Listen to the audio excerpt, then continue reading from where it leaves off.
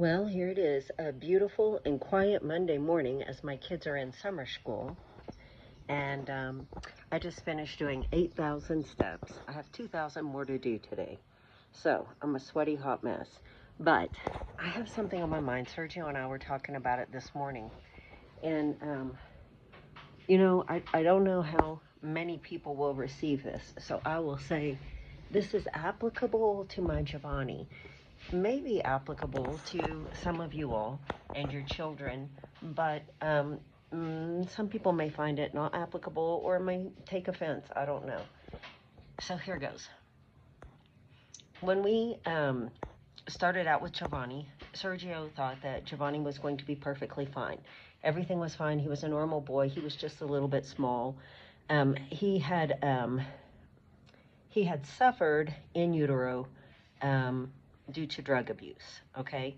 And his brain did not fully develop, and he had microcephaly, still does. He is missing, some important pieces and parts.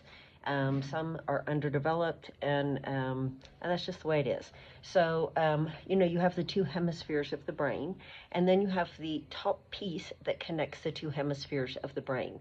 Giovanni's is severely underdeveloped, okay? And so the connection piece for him has always been hard, which is why Giovanni has trouble with crossing over right and left. He had trouble walking. He had trouble doing all kinds of fine motor skills, still does. His eyes, he is legally blind. Giovanni is legally blind, okay? He also has autism. So, just a few of the things going on with my little man. His balance is off because of his vision and because of his issues that he has with his underdeveloped brain, okay? So he did not communicate at all until after he was 4 years old. He did not walk until he was 4 years old. He used a wheelchair. He used walkers. We tried everything we could. He was in all the therapies. He started school at 3 years old in the program there in the United States, okay? And that's a great thing. And because we were new to all of this, also sensory processing disorder, I had never heard of any of those things, okay? Microcephaly, sensory processing disorder, autism was new to us. All of those things were kind of mind-blowing to Sergio and I because we dealt with, sick people in the hospital, adults. We dealt with lung issues and, wounds and just all the things, okay? IV therapy, TPN. I did home health. I did do a stint with the federal government and the state government with the veterans and also with the mentally handicapped. And so and home health, I did home health, and Sergio's involved in hospice, but this was new to us. And so I had to do a lot of digging and reading and all of the things. And I learned so much, and we utilized it, and Giovanni made progress, but it was, it's day to day, and it's very challenging. And what the doctors told us was, we don't like to see this kind of thing in children. Now, this is when Giovanni was a baby. We don't like to see these kinds of things in children. This is a neurologist. Because we don't know what to tell you. We don't know how far he will go. He may never sit up. He may never roll over. He may never acknowledge you. And he may. And most kids, have a steady incline. Their pace of learning and skills is a steady incline. With these kinds of kids, what you see is a little bit of a growth and then a decline. And then a little bit of a growth and a decline. So you're going to have lots of setbacks. Be prepared for that. And we don't know how far he will get. But once he gets as far as he's going to get, that's it. So push, push, push while you can push. So we've pushed. So when you see our videos, and sometimes it may seem like we're being a little too much for Giovanni, we're pushing because we want him to be all he can be. We want him to make those new connections in his brain. We want him to just, be live as fulfilled a life as possible, okay? Sergio and I are, Sergio's pushing 70, I'm almost 60, and so we realize that time is against us, and we need to help him be all he can be, okay? That being said, here we go. The public school system is great. And Giovanni started out at Carver, and they were awesome with him, and they were happy to have him. We started out with the IEPs, and I forget the other initial for the other thing that they do. But we had the meetings, and we had the plans, and we had the therapists, and we had everything in place. And I was told if we didn't continue this, he could do the therapy at the school, but it's a little different process. So I said, okay, well, let's do it. Well, so he goes to Carver, and then COVID hit, and he graduated out of Carver's system. He was no longer in Carver. We moved from Tascosa Country Club area back over to our other home, which is in the colonies. And so he was going to be at Sleepy Hollow. Well, COVID hit, and we started homeschooling. And in January, before we came here in February, I had all three kids in school. The girls had started in August at St. Mary's little academy, and it was fantastic for them. And then a Montessori program. And Giovanni was doing testing at Sleepy Hollow, all the testing. It is then that we found out, Sergio and I, that Giovanni was legally blind. We had no idea. How dumb is that? Nobody had ever used those words. He had glasses, but we didn't really put them on him consistently because we didn't really know how bad his vision was. And they said, well, he is legally blind. And we're like, who's legally blind? Who are you talking about? Well, by gosh, it was Giovanni. So we started really using the glasses, right? And he was walking at this point, and he had quite a bit more verbal skills. But they were telling us that he could not tell the difference in, like what am I trying to say?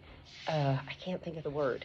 If you have a surface like now, if everything's concrete and there's steps in there, or everything is made out of rock, but there's steps in the rock, Giovanni can't tell that that's not a step. He thinks that it's a continued surface. He can't tell the difference unless it's a sharp difference in colors or a sharp difference in textures. He can't tell the depth of something. He can't tell if it's a step, a ramp, just a floor. He can't tell. That's the way his vision is. If he wants to see something, he has to purposefully move his head because he sees straight in front of him. And anyway, and so you'll see him with his iPad on a lot of videos. It's right here because he can't see even with his glasses. Legally blind, okay? So they put him in these programs, and we decided we would just do therapy at Sleepy Hollow. We would not do the actual classroom setting for him. And why was that? Well, it just seemed like, and he ended up at Belmar. That's where he ended up. So we put him in Belmar, and Belmar was great, and they said, we're going to do where he'll have the general classroom setting, and then he'll have some special ed as well. I assume that meant like 30 minutes to an hour of special ed, and the rest of the time he would be with the regular classroom setting. No, it was the opposite. And what I found out was Giovanni was worth money. So are your children. And it's all about the money. And the more deficits that you have, the more money that is there for them, okay? The more days your child attends, the better. And this is why they push, right? And we come here to Guatemala. Giovanni only attended Belmar. I think it was like a month and a half, 2 months at most. And they were great. But they kept him in the special ed room. And he was with kids that had much more trying disabilities than Giovanni had even. And he was not with the regular kids that much. And I found it strange, and I didn't quite get it. Well, when we got here, they said, he's fine, he can come to, they assessed him in 2 different places, mind you. Oh, no, he can go to school with the regular kids. We don't do that. We do have a school for kids that have disabilities, but he doesn't need that. Are you sure? Are you sure? We said, well, the first year they put a special one-on-one teacher with him in the classroom. The second year they said, he doesn't need that. He doesn't need that. Let him just go with the flow. We don't need the extra teacher or the extra stuff.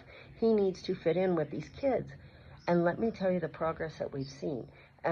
He is actually understanding math, addition, and subtraction. He actually has some of them memorized. He can use a number line, count backwards, count forwards. He's in 4th grade. He's starting 4th grade.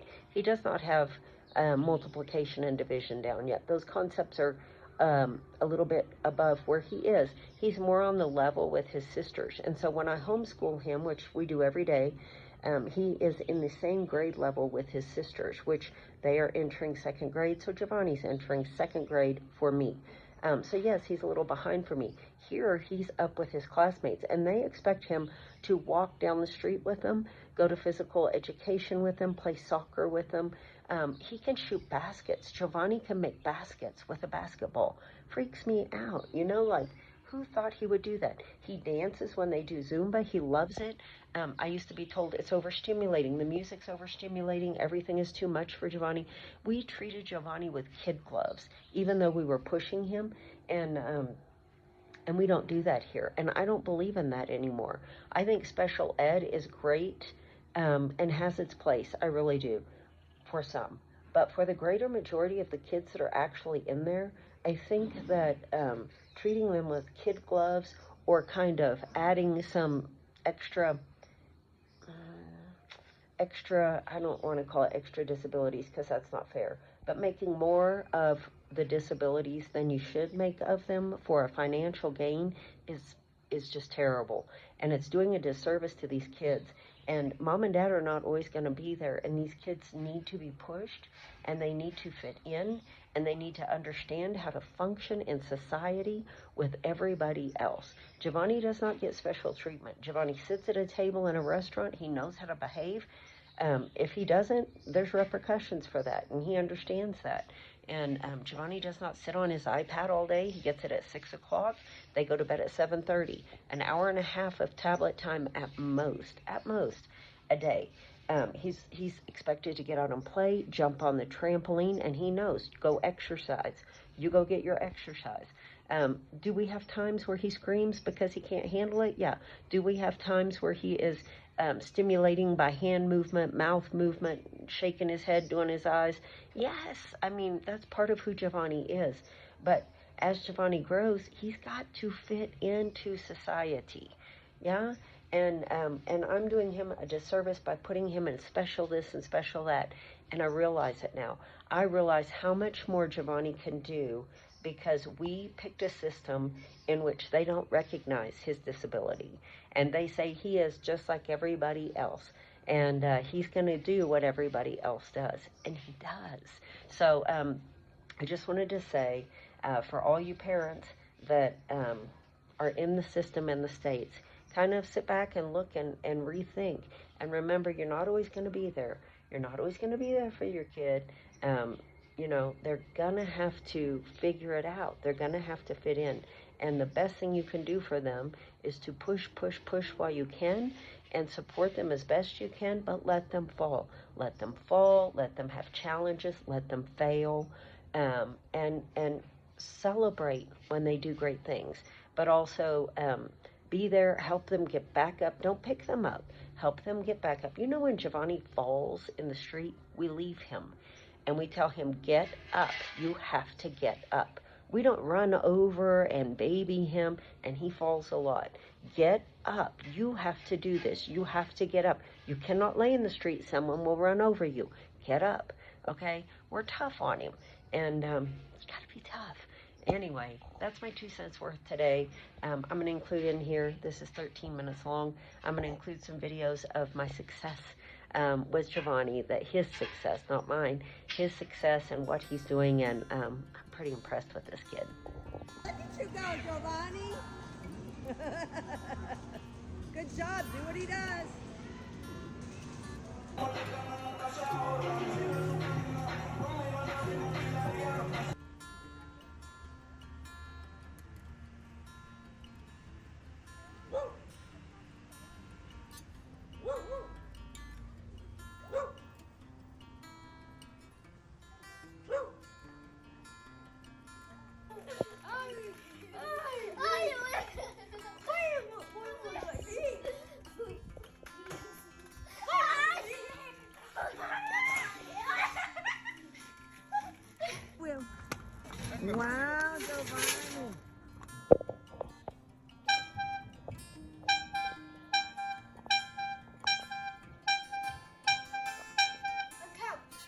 Oh, you're counting.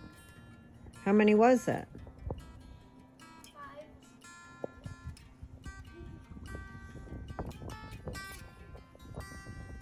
5. Okay, Giovanni. 6. 4. 6. Okay, how many's going to be in your group? You can pick either one. 6. Okay, groups of 6. And how many groups are you going to have? 3. Okay, so let's do it.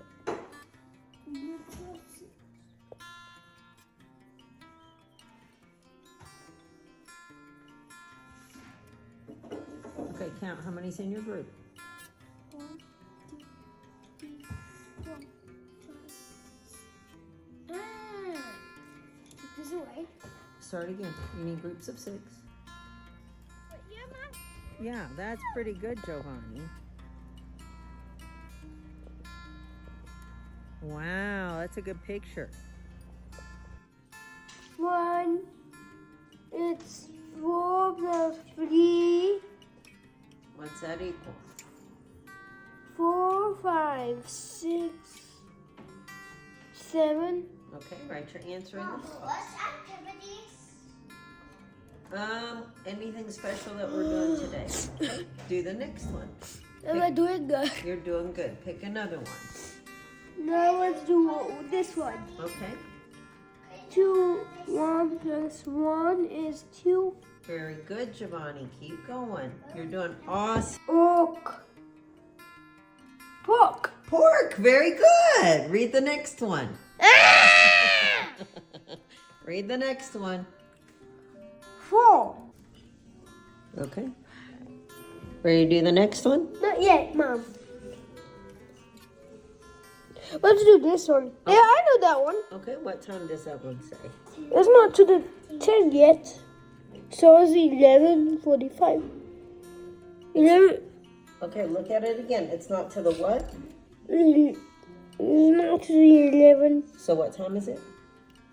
So it's 10:45. Very good. Right, 10:45. Perfect.